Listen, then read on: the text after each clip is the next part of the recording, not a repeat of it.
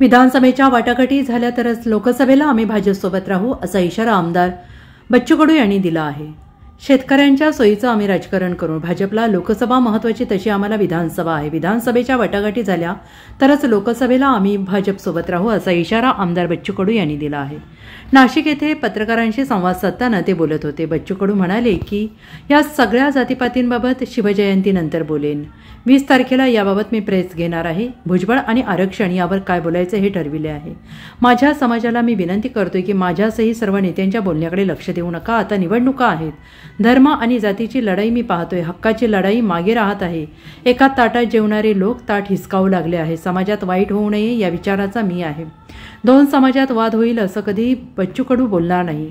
शिवजयंतीनंतर आम्ही पत्रकार परिषद घेतोय। 18 पगड जातींना घेऊन शिवाजी महाराजांनी राज्य केलं आहे। नवीन निर्णय घ्यायची आमची ताकद नाही। समाज आम्हाला ताकद देईल तेव्हा आम्ही निर्णय घेऊ। छगन भुजबळ आणि मनोज जरांगे पाटील यांच्याबाबत 20 तारखेला पत्रकार परिषद घेऊन सविस्तर बोलेन असे ते म्हणाले।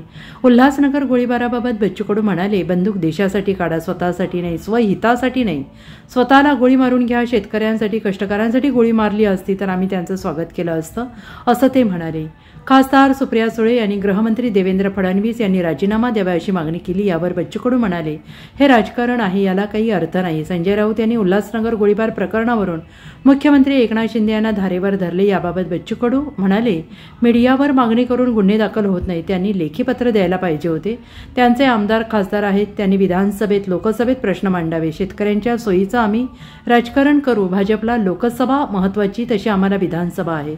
विधानसभेच्या वाटाघाटी झाल्या तरच लोकसभेला आम्ही भाजपसोबत राहू, नाहीतर आम्ही जळगाव अमरावती या ठिकाणी निवडणुका लढवू। आम्ही लोकसभेचा दावा करत नाही, विधानसभेचा दावा करत आहोत। आता निश्चित झालंच तर आम्ही लोकसभेला काम करू। प्रहार हाच आमचा कोटा, आम्हाला दुसऱ्याच्या कोट्यात जायची गरज नाही। शेतकऱ्यांचे प्रश्न घेऊन आम्ही जानकर शेट्टी साहेबांसोबत मीटिंग लावत आहोत असंही ते म्हणाले। आमच्या सोयीचं राजकारण म्हणजे शेतकऱ्याच्या सोयीचं राजकारण करण। आम्हाला असं वाटतं की लोकसभा जितकी भाजपाला महत्त्वाची आहे तेवढी आम्हाला विधानसभा महत्त्वाची आहे। आणि लोकसभेच्या माध्यमातून विधानसभेच्या जर वाटाघाटी झाल्या तरच आम्ही भाजपासोबत लोकसभेमध्ये राहू, नाहीतर मग आम्ही जळगाव वगैरे 1-2 ठिकाणी, अमरावती असेल या 3-4 ठिकाणी आम्ही लढू। लोकसभेत आपण लढणार नाही। वाटाघाटी झाल्या तर कुठल्या जागेवर दावा केला? आम्ही लोकसभेचा दावा केलाच नाही, आम्ही विधानसभेचा दावा करतोय। लोकसभा आम्हाला लढायचीच नाही आहे। आम्ही विधानसभेची ताकद ठेवून आहोत आणि ते आता निश्चित झालं पाहिजे, म्हणजे लोकसभेला आम्हाला मदत करायला बरं होईल। कोठा गिटा नाही, आमचाच कोठा आहे प्रहारचा। आम्हाला कोणत्या कोट्यात जायची गरज काय करू नका। जर ते तुम्हाला बहिष्कार करत असतील तर सनसनाटी आरोप करता येईल। एकूणच समाजामध्ये या निमित्तानं दुही निर्माण होते असं वाटतं मला। असं वाटतं मी या सगळ्या जातीपातीच्या ह्याच्यामध्ये मी स्पष्ट केलेलं आहे का मी 19 तारखेनंतर म्हणजे शिवजयंतीनंतर या सगळ्या संदर्भात आपण बोलू। कारण आता हे सगळे या सगळ्या वादाच्या भोवऱ्यात मला काही पडायचं नाही।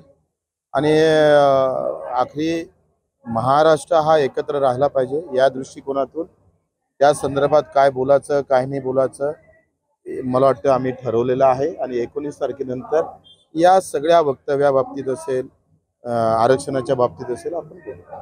जानकर साहेबांसोबत एक मीटिंग आम्ही मधातल्या काळात लावतो आहे। जानकर, आम्ही आणि राजू शेट्टी वगैरे घेऊन एक चांगली ताकद निर्माण होईल, पण शेतकऱ्याच्या प्रश्न घेऊन, मजुराचे प्रश्न घेऊन।